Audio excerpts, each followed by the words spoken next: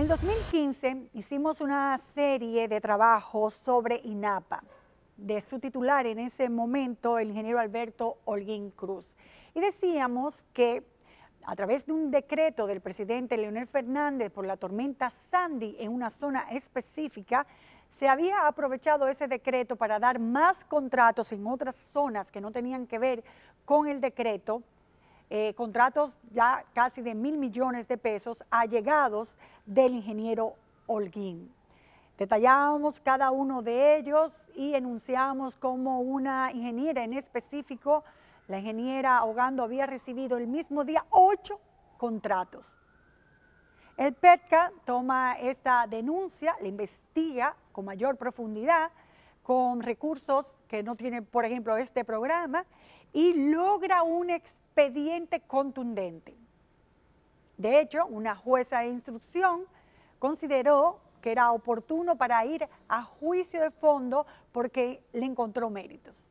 Pero ahora sorprende que 3 juezas digan que el señor Holguín y la otra coacusada son inocentes y que la Fiscalía, la Procuraduría especializada de lucha contra la corrupción no había logrado con pruebas suficientes determinar su culpabilidad. Yo no sé qué llegó a los tribunales. Yo sé lo que he visto del expediente y sé lo que yo investigué. Por eso estoy tan sorprendida de esto y hasta desilusionada de lo que pasa en el país.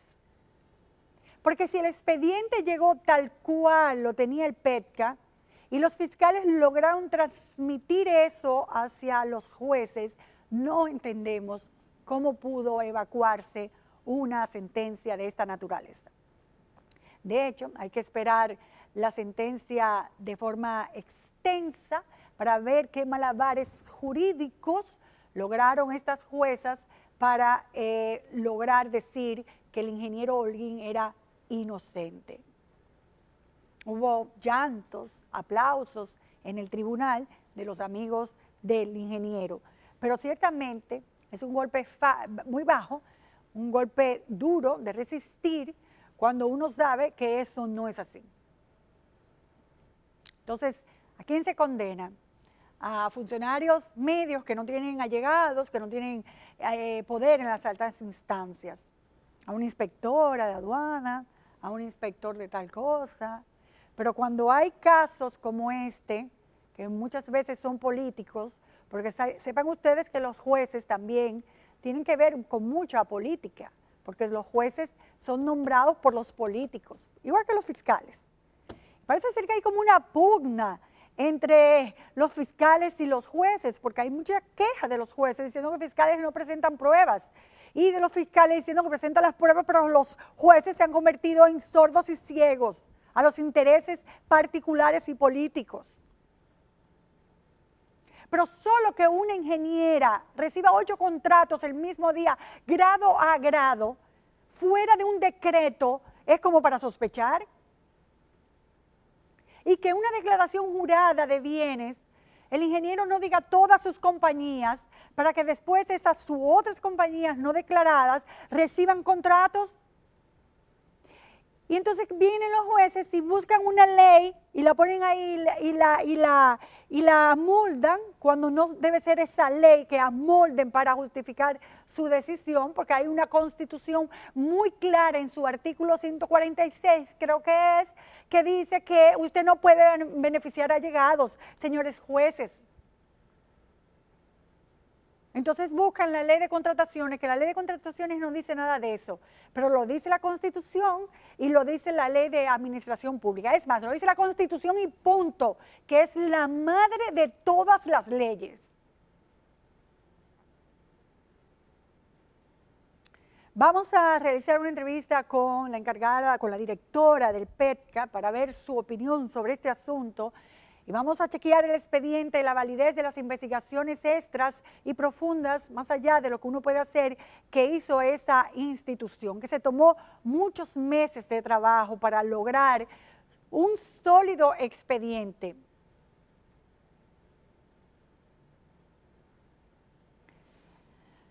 Ay, Dios mío. Vamos a verla. En resumidas cuentas, en la administración del ingeniero Alberto Holguín, en el Instituto Nacional de Aguas Potables y Alcantarillados, INAPA, denunciamos cómo se hicieron contratos amparados en decretos presidenciales de emergencia por el huracán Sandy. Nosotros pudimos identificar cerca de 40 empresas que fueron contratadas a pesar de que las obras que realizarían no estaban realmente en las zonas señaladas como de emergencia, aun cuando el contrato especificaba que era por ese decreto de emergencia. Identificamos además vinculados al entonces director de INAPA que eran beneficiados con contratos millonarios y como muchos de estos tenían varias empresas que participaban en los mismos procesos de licitación, haciendo que necesariamente los contratos quedaran en sus manos, violando esto la ley de contrataciones. De igual manera dimos a conocer cómo algunas compañías, a pesar de tener mejores ofertas, eran rechazadas para beneficiar a los allegados del director de INAPA. Identificamos dentro de las empresas beneficiadas a la compañía Ingeniería Civil y Ambiental, propiedad de la ingeniera Zobeida Perdomo Ogando, una ex empleada de INAPA, que fue encargada del Departamento de Calidad de Agua previo a la entrada del director a esta institución, Alberto Holguín. Fue beneficiada con la firma de 9 contratos con valor de casi 400 millones de pesos. 8 contratos de los cuales fueron firmados en un solo día, el 29 de noviembre del 2013, para instalar tanques vitrificados en diferentes zonas del país. Contratos fraccionados por tratarse del mismo rubro y que tenían precios por encima de los demás oferentes.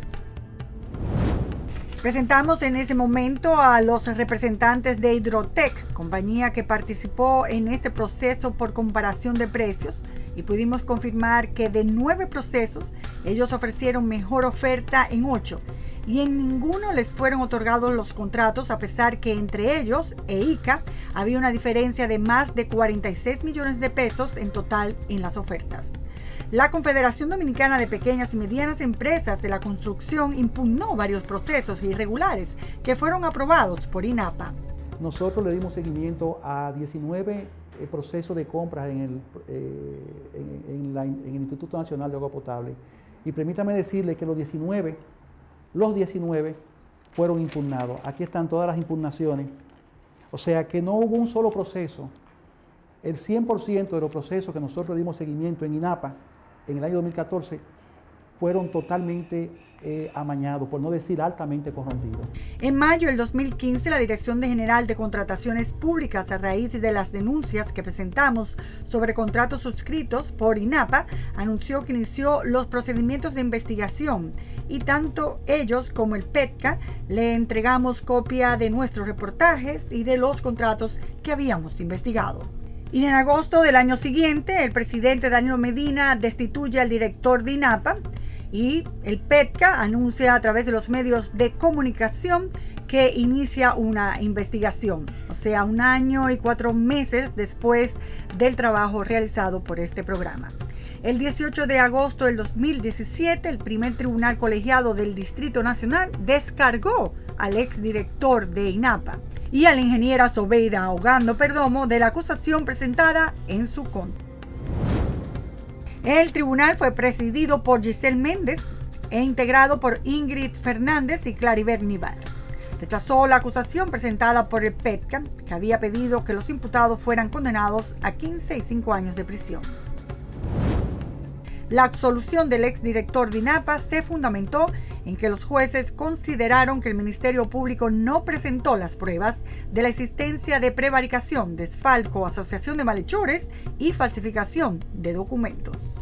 Mientras que en el caso de Zobeida Ogando, los jueces alegaron también que el Ministerio Público no pudo demostrar la acusación de asociación de malhechores y estafa contra el Estado. ¿Cómo se siente el Ministerio Público con esta decisión de las juezas? Bueno, realmente nosotros nos sentimos muy sorprendidos de forma lamentable, en el sentido de que apreciamos una decisión con total desapego a lo que son los tipos penales de corrupción en la República Dominicana. Una sentencia eminentemente injustificada y errática que vamos a esperar ya el día 8 a ver qué malabares procesales o técnicos han podido hacer para dar una decisión que nosotros entendemos muy injusta hacia lo que es el sistema de justicia anticorrupción y que fomenta gravemente la impunidad en casos, entiendo, grotescos como el caso del señor Holguín. Dicen, entre otras cosas, en la sentencia abreviada de que ustedes no pudieron probar la asociación de malhechores, ni falsedad, ni enriquecimiento ilícito, que de hecho no probaron nada.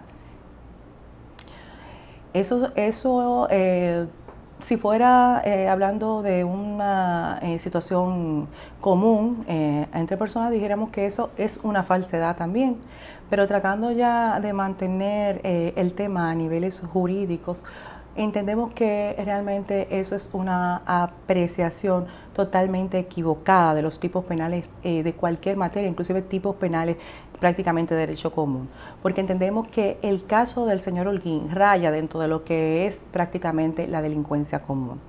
A través de esto, el señor Holguín posteriormente, y con esa falsedad en sus declaraciones, probadas por nosotros a través de certificaciones, tanto de la Dirección General de Impuestos Internos como de la Cámara de Comercio y Producción, utilizó miembros de esas sociedades para capitalizarse e inyectar dinero a sus empresas.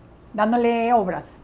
Dándole obras, muchas obras. Nosotros pudimos aportar en la acusación que presentamos que la juez de la instrucción, del séptimo juzgado de la instrucción, Keya Romero, entendió que eran pruebas más que suficientes para que posiblemente existiera condena en perjuicio de las personas que eran imputadas. Parece ser que las juezas jugaron un poco a leyes que escogieron de forma antojadiza para beneficiar. Por ejemplo, de la ley de contrataciones escogieron de que ahí no se habla de allegados, pero obviaron que la Constitución y la misma ley de administración pública habla de allegados. Cuéntenos un poco de eso. Todo es un ordenamiento jurídico. Nosotros no podemos traer y coger una ley aparte e interpretarla por sí sola, sobre todo cuando se trata de una ley básicamente de un carácter administrativo. Resulta que la Constitución de la República, en su artículo 146, establece muy claramente que una persona no puede ir a una función pública a dirigir una institución del Estado para provecho propio ni para provecho tampoco de terceros. En otra parte, específicamente en el inciso 2 de ese artículo 146, establece que no se pueden favorecer familiares, allegados, vinculados. Es decir, es una situación que no es básicamente ni siquiera de esa ley, es una situación constitucional. Pero posteriormente también tenemos el mismo articulado del Código Penal que establece las penas básicamente en los tipos de corrupción. Tenemos el artículo 171 del Código Penal que establece muy claramente que los bienes del Estado son para administrarse según los mandatos de la ley. Entiéndase los mandatos de la Constitución y entiéndase la ley, los mandatos de la misma ley de contrataciones públicas. Que el simple uso de darle un fin distinto a lo establecido por la misma ley o por algún decreto, como en este caso también se hizo, ya es una evidencia prima facie de desfalco. En la sentencia leída establece que tampoco pudieron demostrar que hubo tráfico de influencias en el sentido de que se le diera contratos a sus allegados, porque había un comité que era el que realizaba eso.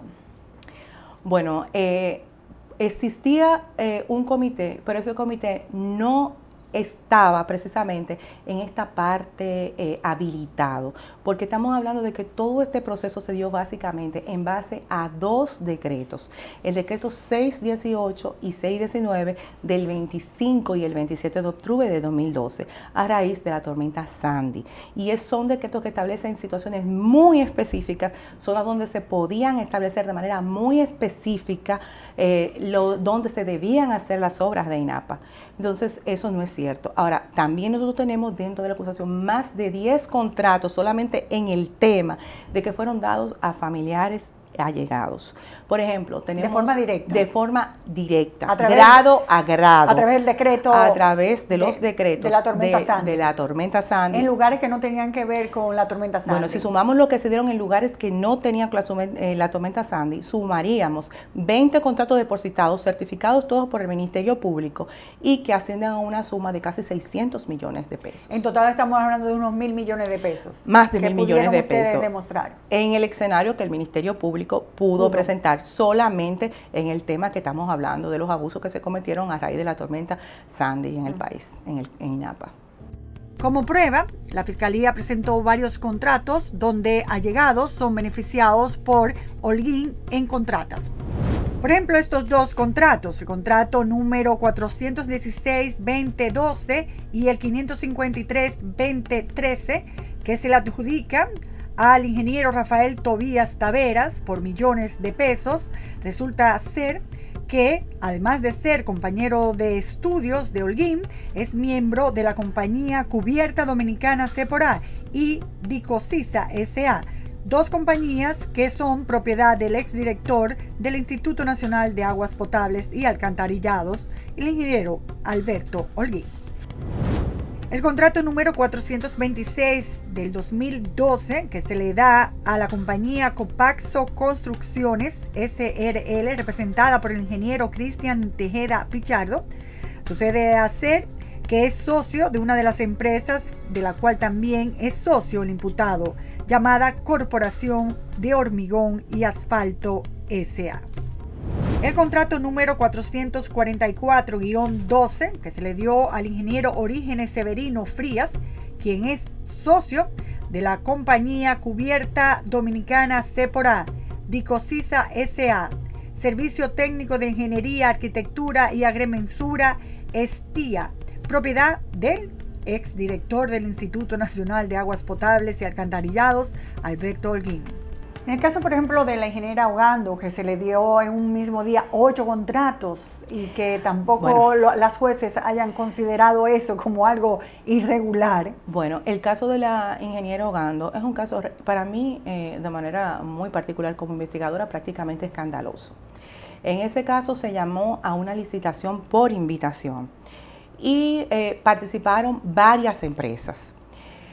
Supuestamente alega la señora Ogando y el mismo señor Holguín que ella era la única persona o la única empresa que podía ofertar los tanques vitrificados. Pero en el mercado habían empresas como DASA y Indotret que tenían más de 20 años de servicio. Esos representantes de esa empresa hicieron informes certificantes y están depositados en el expediente. Esas personas fueron y declararon diciendo que sí. Están todas las quejas y todas las denuncias y reclamos que hacen frente al mismo ingeniero Holguín, quien nunca colgó en la página el resultado de las licitaciones y que no le da ningún tipo de respuesta a ellos.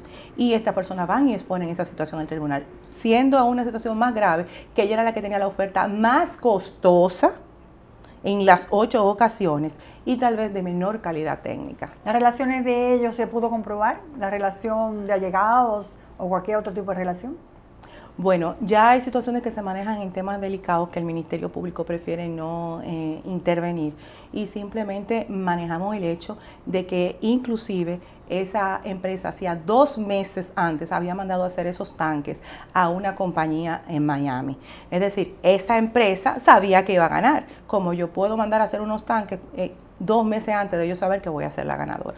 Esa empresa compitió con empresas que tienen muchos años. ¿Cuántos años tenía formada la empresa de la ingeniera Ogando? La empresa de la ingeniera Ogando tenía 1 año. Las otras empresas tenían en el mercado más de 20 años. ¿La ingeniera Ogando no aparecía en ninguna fundación, en ninguna de las empresas de él? La ingeniera Ogando realmente era una vinculada muy directa en el tema de lo que tiene que ver con el sector donde se desarrolló de manera profesional el señor Holguín. Él estableció como prueba 2 contratos que eran de emergencia, no de urgencia, y que las juezas lo tomaron como bueno y válido para todos los demás contratos. Nosotros presentamos 20 contratos. Esos 2 contratos sí fueron de urgencia, pero resulta que están ligados a otros esquemas. Están ligados a unos esquemas donde se dieron de manera abusiva a personas allegadas y inclusive esos contratos tenían tachaduras con liquid paper. ¿Tachaduras cómo? ¿Para tapar Para qué? alterar las fechas. Oh, ¿usted tiene los contratos originales? Tenemos todos los contratos originales, fueron depositados en el tribunal y debatidos Pero para ampliamente. tachar la fecha, para ponerlo a fechas posteriores de la tormenta Sandy. Precisamente. Para que cayera dentro de las fechas. Y si no mal no recuerdo, también esos contratos decían que estaban bajo los decretos de los contratos de manera entonces. Formal los dicen los contratos. De todo el expediente, ¿cuál es el que usted se ha alarmado más de que se lo hayan negado? Bueno, para mí aparte de todo ha sido grave. Es un expediente que se basaba en 5 puntos principales, dividido inclusive por temas y violaciones. El tema de decir que no hay falsedad cuando yo como funcionario, una ley me obliga, la ley 8279, a decir que yo tengo, tiene un fin. El Estado procura saber qué el funcionario tiene y tiene que ser legalizada por un notario, que es un oficial público. Ir donde un oficial público, poner un funcionario público y presentar al Estado que yo solamente soy propietario de 3 empresas y que no tengo más, significa que estoy negando 4 empresas de las que yo soy propietario y una fundación. Entonces estoy prácticamente aminorando, haciendo parecer que tengo un patrimonio menor del que tengo. Pero utilizar esas mismas empresas para hacer una estructura societaria a través de los miembros de esa empresa para darle todos los contratos posteriormente de emergencia, es un hecho sumamente grave. Eso es un punto. Otro punto, nosotros entendemos que el hecho de que se utilizara los decretos 617 y 618 establecieran de manera tajante cuáles eran las 14 provincias que debían ser beneficiadas y que yo 10 contratos lo ponga en zonas totalmente que no sufrieron ningún tipo de situación y que no están. Estoy violentando inclusive la disposición del propio presidente de la República. Estoy entrando en violación de una norma del país específica para ese caso y con ello entra en una violación a la ley de contrataciones públicas. Por ejemplo, se dieron 3 contratos en Atomayor, 2 contratos en la provincia de Duarte, contratos en El Ceibo, contratos en San Pedro de Macorís.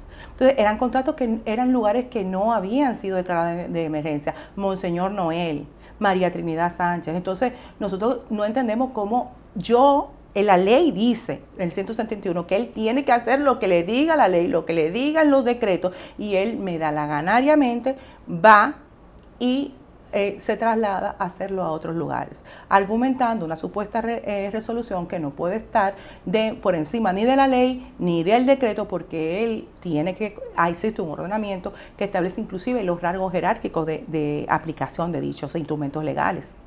Muchas veces se decía que la Fiscalía no presentaba las pruebas tal como debía ser y entonces le daba oportunidad a los jueces a decir, es que no presentaron un caso fortalecido, pero por el expediente que veo aquí, por las cosas que veo aquí, el caso estaba fortalecido. Entonces, siempre es malo, si no está fortalecido es malo, si está fortalecido también, porque la decisión la toma un juez, que no entiendo cómo está tan desapegada a las leyes, porque antes con la íntima convicción del juez, uno había como una rendija para que se escapara cualquier cosa por ahí, pero ya la íntima convicción del juez no está, sino que tiene que limitarse a lo que establece la ley. Bueno, en los casos de corrupción se dan muchas cosas, se nos piden estándares como si fueran casos comunes, no entendiendo que estamos en una criminalidad muy diferente, una criminalidad especializada.